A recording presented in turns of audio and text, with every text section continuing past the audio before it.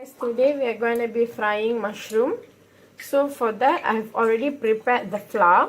It's all-purpose flour, corn flour, chili powder, turmeric, salt, and ginger powder. And I've already mixed them. Now I'm just going to coat them and fry them.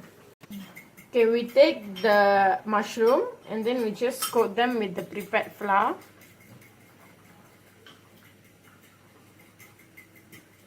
And fry them like this.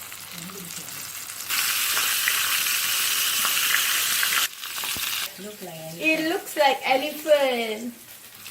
Okay, now we just fry them like this.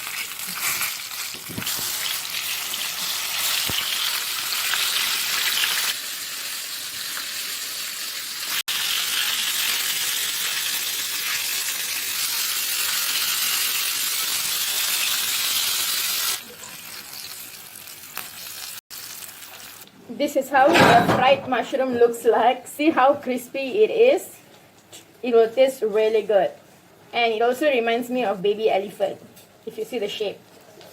Thank you. If you like.